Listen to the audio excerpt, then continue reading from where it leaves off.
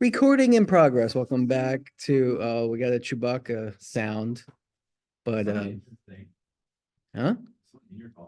Yeah, me. Look, I'm right there. Cameron and Nick are here in class, and we're starting exactly 1 minute early, so maybe that's why no one's come. But I do record it, whether or not anyone shows up or not. Right, Cameron? You've watched every episode of MCTV43. Yeah. I mean, yeah, I expect you to do a live stream where you watch my Zoom and do react. Oh, I'll do a jump scare here and I'll scare you for just a second. Watch.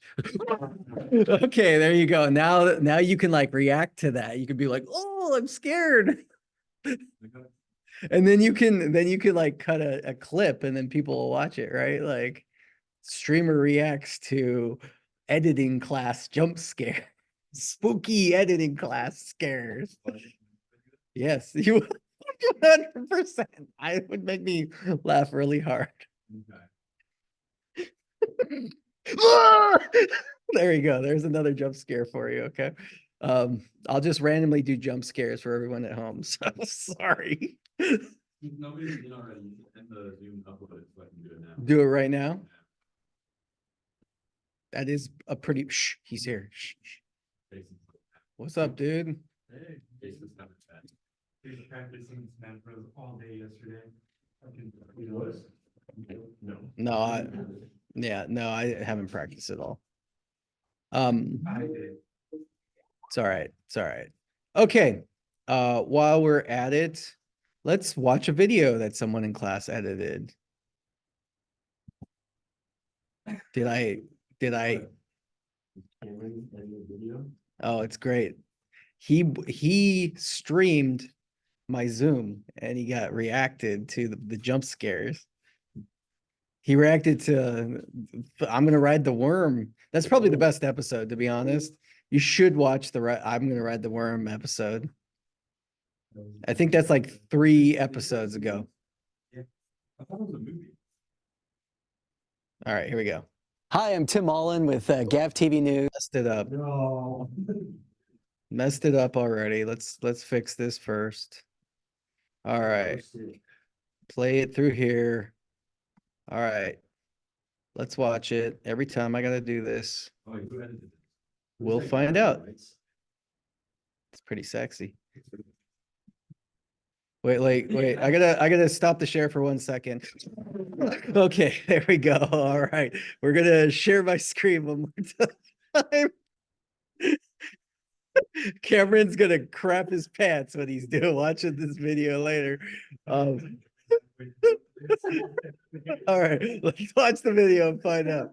Hi, I'm Tim Mullen with I messed up the thing doing the jump scare joke. Okay, let's fix it one last time. Wow, it should stay like that. Okay, we'll go back to this joke. All right, worth it. Okay, here we go. Hi, I'm Tim Mullen with Gav TV News, and I'm here with producer and director Grant Richards for Do Not Disturb. We just had the premiere. We were so excited. It was great to see it in theater. Grant, what was your thoughts about it all? 4 years, it's a long time. And part of that is it was, as you said, a COVID project. We were going to shoot the entire film the summer of 2020, and then COVID hit, and out of the 10 stories, we only shot 5, and then had to wait a whole year and shoot the summer of 2021 to finish it. And then there was a big push to get it into Sundance and film festivals. But now with Chris and Grady, we've kind of fine-tuned things and now finally feel ready to show the world. So we were so lucky to get to shoot in Posada de San Juan in San Juan Bautista. It's a beautiful place, and Eddie and Mary let us come and shoot. We really commandeered their hotel, or at least a couple of rooms and the hallway for 2 summers in a row. And it's a beautiful location, and it was fun to have the space. We want to give our students as much opportunity to create their own work, to make movies. And so a few years before, we shot on the couch. It was a psychiatrist working with a variety of patients. And then so we thought we would do it again, a variety of stories all in the same hotel room. And so, yes, I did write and direct 3 of them. And but we've chose some of our best students to write and direct their segments. So it's 9 short films that really have nothing to do with each other than they're in that one room, and all of the filmmakers work together. So I might be directing one, and Sophie will be assistant director on one, and Brennan will be a director of photography on another. But we all work together and team up and make all of the 9 different stories come alive. When I started writing The Philanthropist, I wanted to explore Why did you dynamics choose that between in it? women that we don't always get to see on film. I think things have changed a lot in the past jump 4 cut. years, so that we're starting to see those dynamics more. Grant but disappears and at Sophie the time, immediately I appears. wanted Why not go to a explore, close-up of her? Topics like drug addiction, Okay. power I was trying to watch differences, this. power Yeah, I'm dynamics just between saying, women this that is we what I'm not gonna talk to you about. seen or really delved into. I will also say that the film is sort of a combination of dramas. There's some psychological elements to it. There's a dramatic element to it. 4 years in the making and it's on the big screen. How did that feel? It feels unbelievable. I've been waiting for this day for a long time. So to have it finally be here, it's tremendous for me. And to know what I want to do with my life, this is a huge milestone. This is the first time I've seen anything that I'm a part of that's feature length on a big screen. So in a directing role, in a writing role. So it's amazing. Tell me about your actors. Well, both super talented, and I feel like they really they embrace the challenges of this role. It's emotionally taxing for both of them. Danae, graceful, wonderful, and to be able to rehearse with them both in person was amazing. I worked with Danae before, so it was amazing to work with her again. And then Pascal, she's an absolute powerhouse. Just to be able to take on, in essence, a really dark and demanding role like that. So I loved watching her work. I loved watching them both work, and just see the development of this relationship. This whole movie takes place in one single hotel room. What was that like for you to think about writing in a confined space or being in the confined space? This was a COVID production, so did that factor into it all? It was quite challenging. When I first began the writing process, I had maybe 10 to 12 different narratives that I was exploring and bouncing ideas off of. My mom, Karen, is an amazing teacher, and she's an amazing engager with lots of different literature. So she was somebody that I ran a lot of the ideas past, and she vetoed a lot of them. But then I was really trying to attack this idea of what are the boundaries that I can push and how far can I go with telling a story, inputting all of these ideas into a longer narrative, but within this confined space.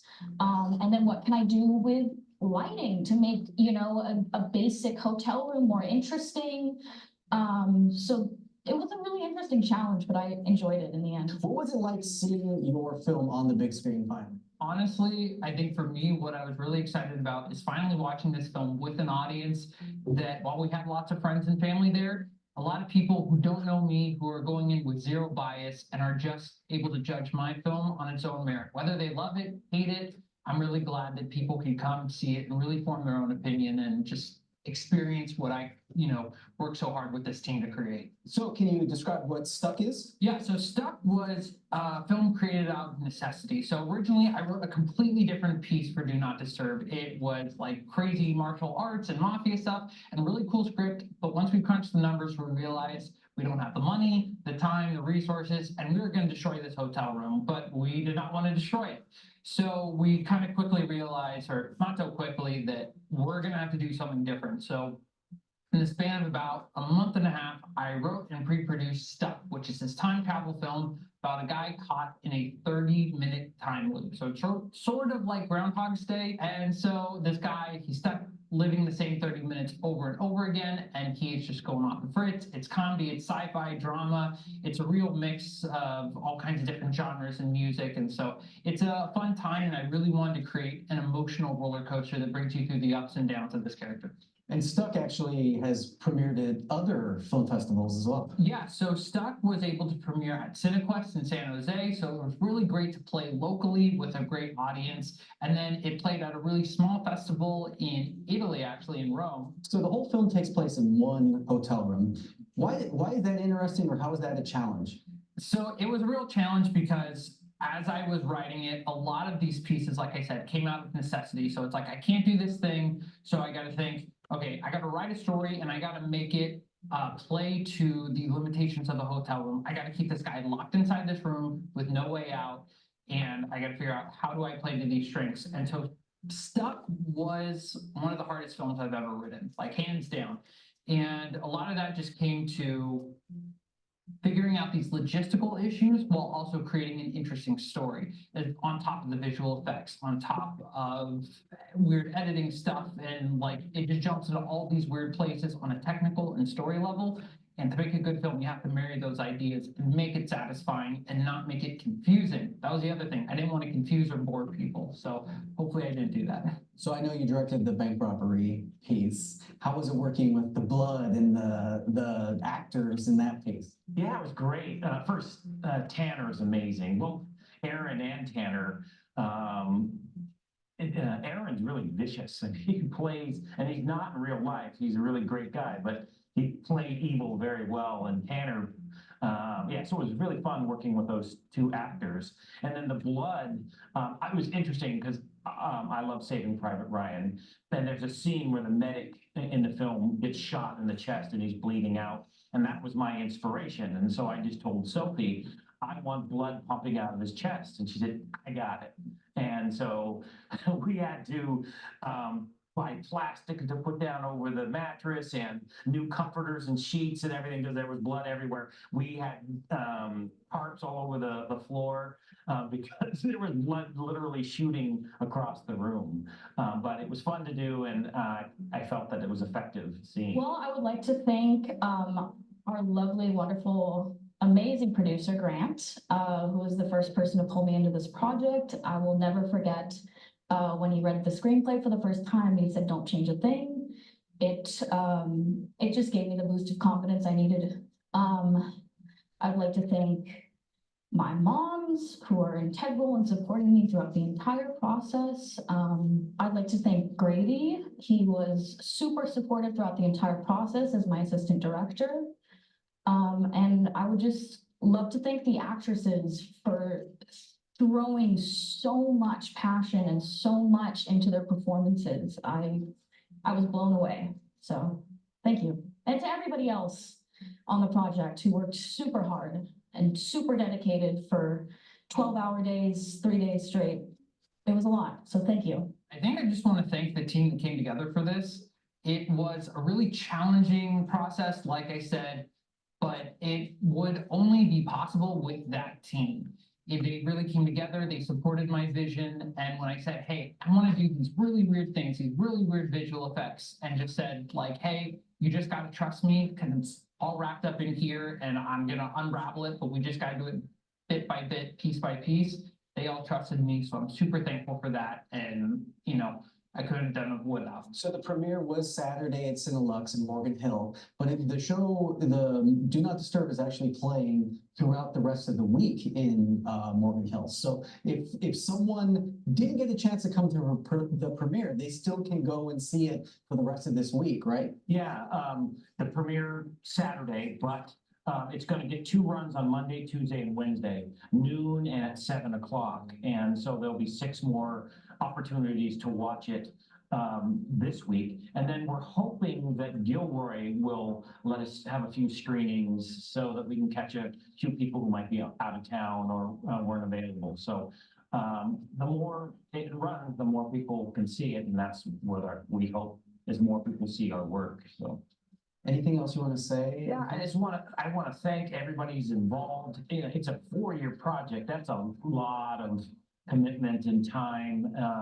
And so I really appreciate all the work that went into it. And I hope to continue to make films and give our students, some of them we are so in love with their work and impressed with them that we want to work with them beyond just what we do at the college. And so let's make more.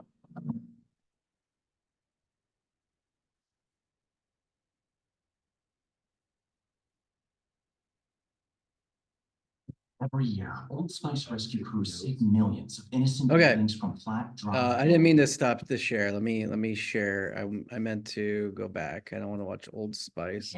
Years of uses. So let's do this. Hi, I'm Tim Allen. Okay, and I'm gonna like. There we go. And I'm gonna comment first.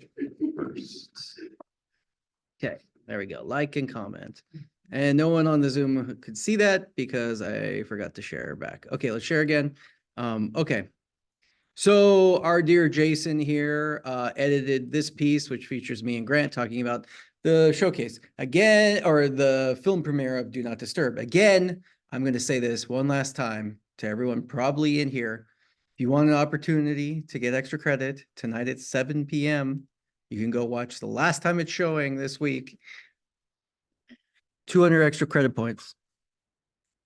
All right. There's no way this will be up in time, but if there's other opportunities to watch, again, April 20th. All right, let's talk about this piece.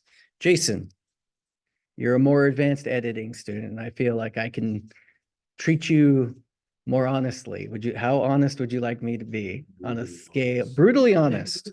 Okay, this is a C- edit, to be honest. It's over long. I think you included every question. I know you were rushing to get to it. That's fine. But just a couple of easy fixes. Well, first of all, number one, if this was my edit, I would remove one question from each person. Yeah. You can choose the things that are redundant, whereas like Sophie, I asked pretty much the same questions to all three, thinking you would maybe choose the best responses from each one. Yeah. So that's a big piece. Talking about what's it like filming in one room. Both Sophie and Grady basically are kind of redundant answers. I mean, this is interesting. I feel like your edit also could use a lot more B-roll. Yes, definitely. A lot more B-roll. You have the movie to edit with. I feel like, especially at the end, you have several jump cuts. Now, everyone in class, did you notice the jump cuts? Where was a jump cut? I'll show you a jump cut right here. Let's watch a jump cut.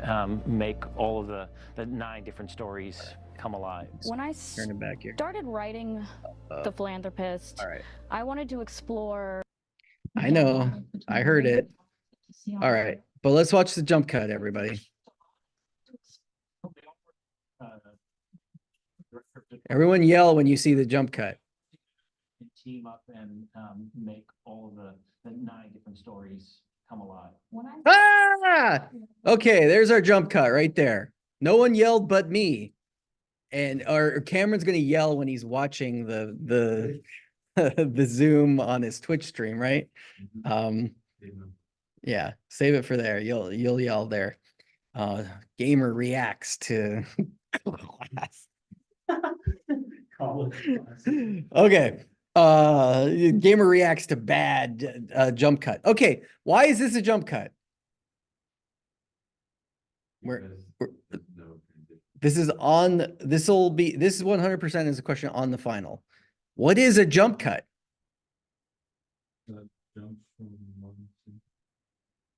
Nope.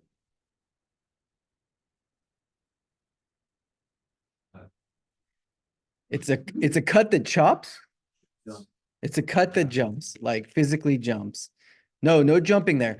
What a jump cut is it's a similarly framed shot that edits and changes an element in there. So it's like you can intentionally do a jump cut. Like I'm sure we've seen jump cuts where it's like the same shot, someone's working in their room and then they're somewhere else in their room. And it's like showing the passage of time or they're working on there. Well, most of the time jump cuts are bad edits. Why is that? Jarring. That's the number one thing. As editors, we are attempting to make our edits as seamless as possible. If you're watching a video and you notice the edit, that's not a good edit. You're going like, most movies, you don't want to have to like, okay, when did the shot change? That's a good edit. Oh, a match shot or whatever. Like, okay, now we're in a 2-shot. But this is a inherently jarring edit. So watch it again. Okay, first and foremost, this edit is bad because Grant magically turns into Sophie. But what else is an issue with this edit? You shifted to the. Yeah, it's not even a perfectly framed jump cut. Like I'm not even in the same position. So as the talker, so first and foremost, how can we fix this shot? As an editor, there's a couple different ways. As me, the editor, what would I do? What do you think, Nick? Yeah, you could like put in a net, it's called a nat pop or something that's like a piece of the movie as a transitionary period, right? Instead of just going question, question, question. And I think that is an issue later on. There's almost like clipped audio questions going from Grant's answer to Sophie at the end. She's like, I want to think. It's almost like your edit's too close. It needs a beat or something, a breath. I know you're probably like, oh, it's already 12 minutes long, but sometimes you need that just to like have a breath. This is a great example of like, I consider this version like a rough cut, to be honest. Like it's refined. I know it's up. It's got 300 views or whatever on YouTube already. I'm watching it on the GAF TV right now. I think it's got. 36, which is, I think it was 300 when I saw it. I think that's the subs. The amount of subs we got. So subs sandwiches. Well, we could look right here.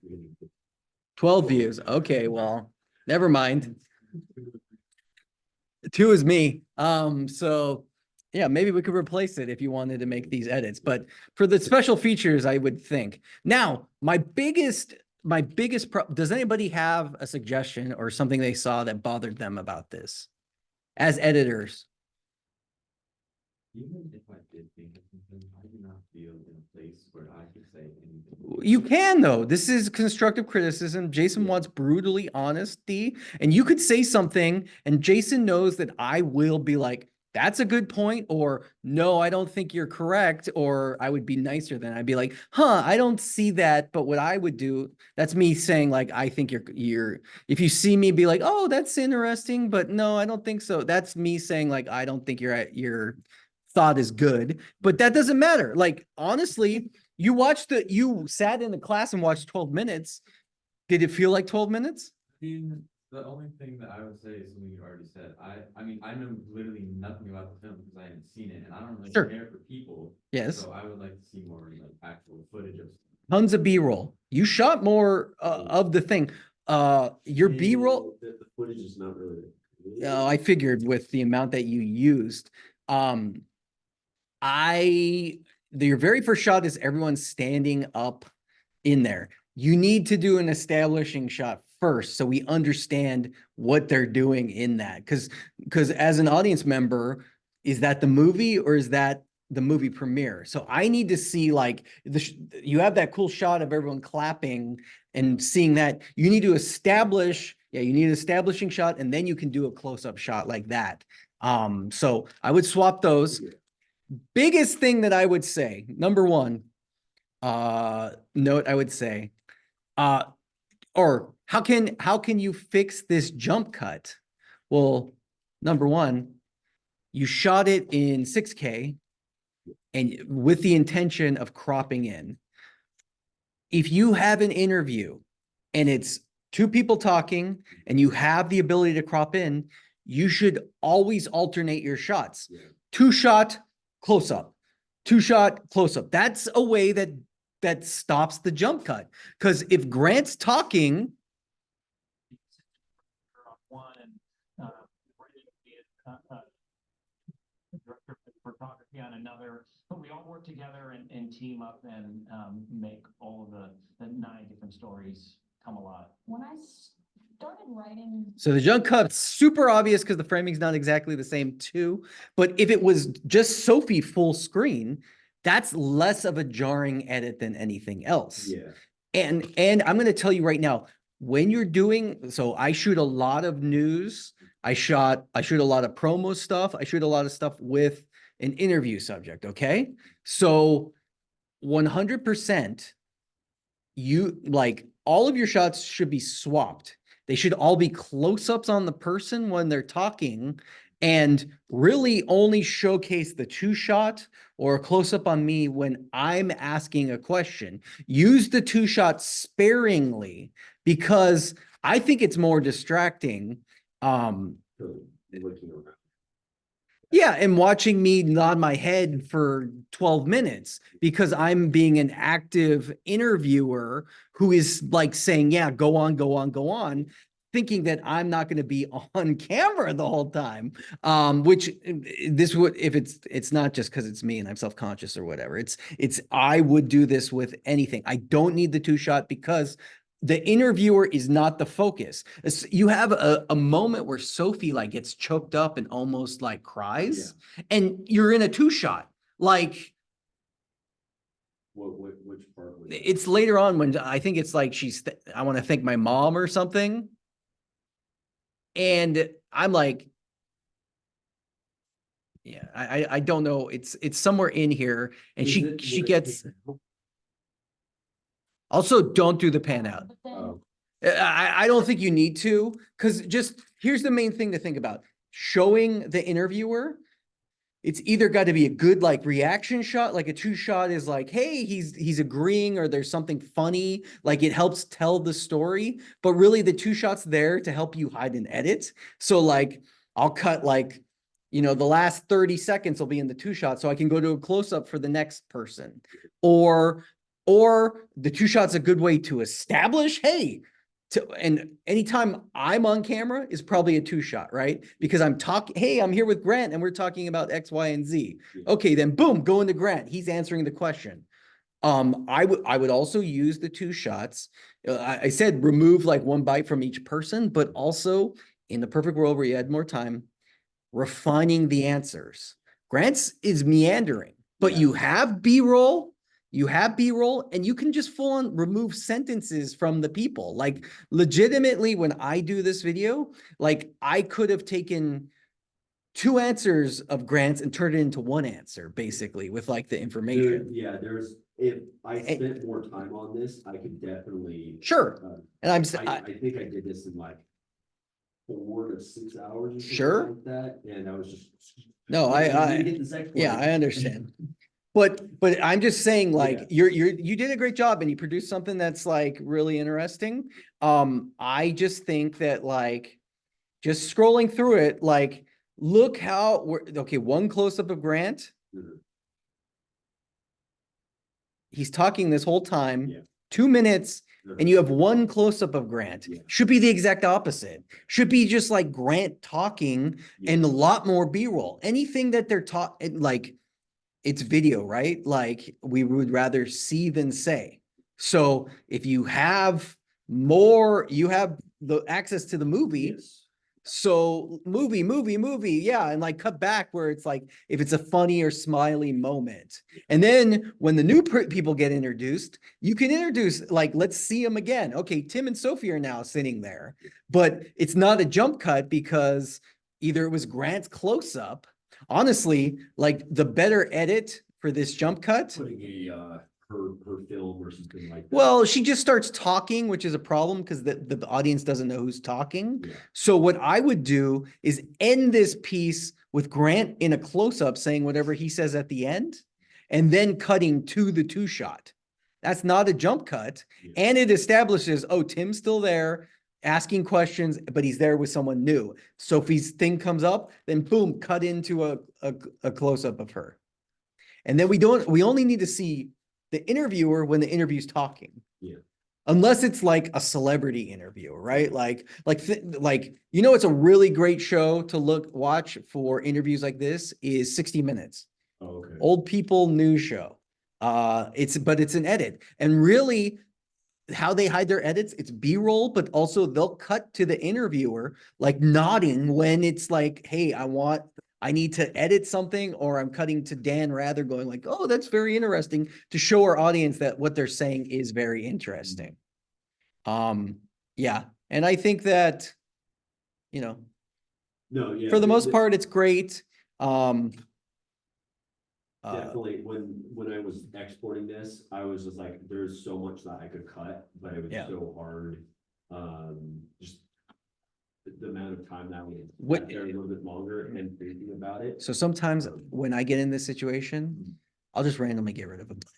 Like, no, but I'll watch it and just be like, this is a 12-minute piece Yeah. and it's bloated. Yeah. Like you could definitely cut like a bite from each person and lose 4 minutes, easy. Yeah. And it would make it better overall. Yeah. Yeah, like I said, I believe when Sophie says thank you, Yeah, there was. it's like an audio clip, I think. Yeah. Listen, Well, I would like to thank, do we hear her before we even see her? I felt that it was effective. Yes, you No, were I would like correct. to The thank, ease in, was still going through. Yeah. So you needed something that's just too jarring to do the cut, but that edit is better. Like, I mean, the audio edit's bad, but the video edit's good. Look, we go from the 2-shot to the close-up. well, I would like to thank, And also, here's a note, like refined special editing. She says, well, I'd like to thank, is well an necessary word? So that is literally like something I would edit. Like I go through, like anytime I have B-roll, my people will talk like with ums and so's and whatevers, but anytime there's B-roll, I cut the shit out of all of the little minor things. Yeah, that was with Grant's part, he did a lot of thumbs and even Sophie too. Grady was by far probably one of the better ones. Sure. To edit, I didn't cut that much. But there was, with Grant at the beginning, I know for sure there's a lot of stuff that we cut for the Blind Virgin. I look so much taller than Grant too here. Like, I don't think I'm that much taller, but look, I'm sitting up straight because I have shot enough. Okay, are there any other comments or questions on this piece? Cameron, you raised your hand for a long time ago, but But the only thing I was gonna say is, I don't think I looked on the left side of the screen, like probably 80% of that, because I just wanted to see how long you would keep nodding. yeah, that's Okay. a distraction point. I mean, to be honest, and because I'm an egomaniac and vain, I watched when I'm on Zoom, I'm looking at myself talk the whole time anyway. And I hope everyone does that, but maybe it's just me. And It's not streaming, but unless you're like doing something actively, yeah, you you tend to watch yourself, right?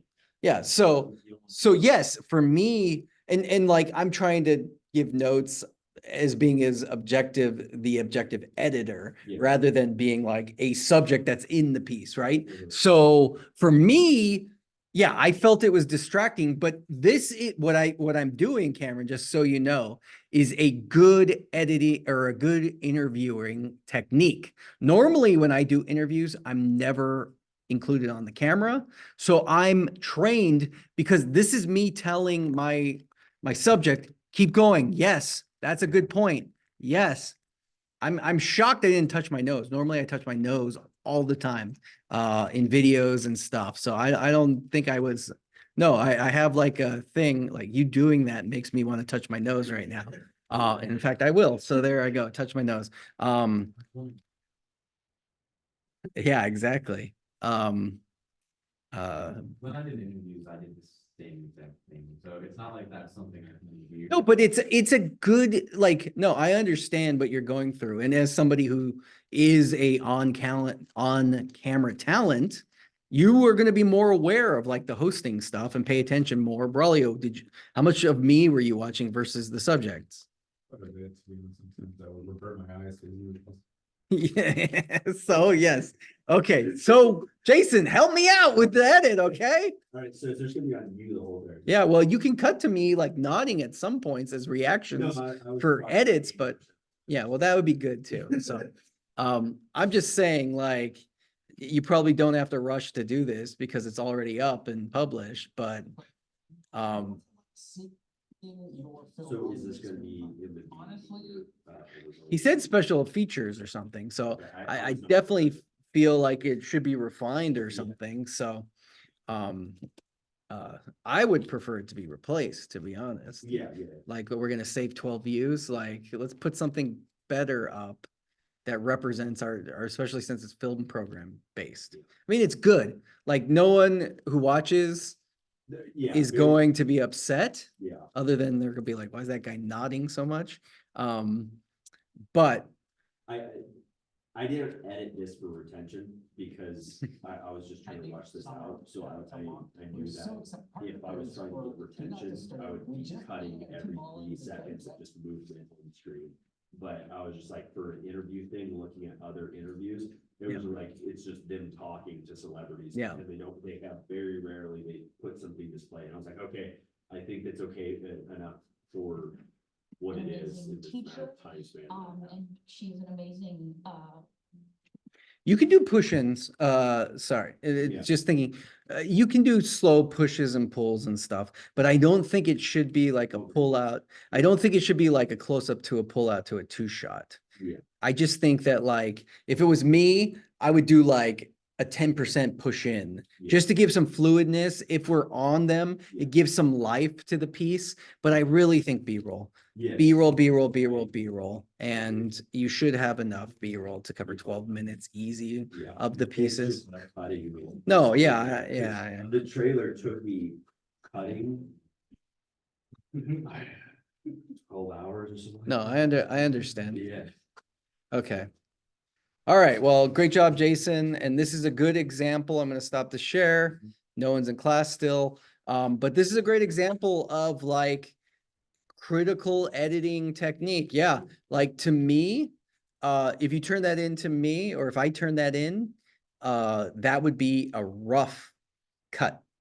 Wouldn't even be a refined edit at that point. I mean, it's colored and the sound is good, and I thought the music worked, just as ambience, really. But the shot structure Yeah. is messed up. Yeah. Like seeing a jump cut just automatically means like, oh, I'm gonna re-export. This isn't done. Yeah. Like, those are number one things that when I get to my edit port, I had an export this today where I had watched it 4 or 5 times. I export it and I realized one of my revisions, I cut out a portion of, just kind of dead air that like, but because I had music on it, I had my refined thing, I didn't collapse it.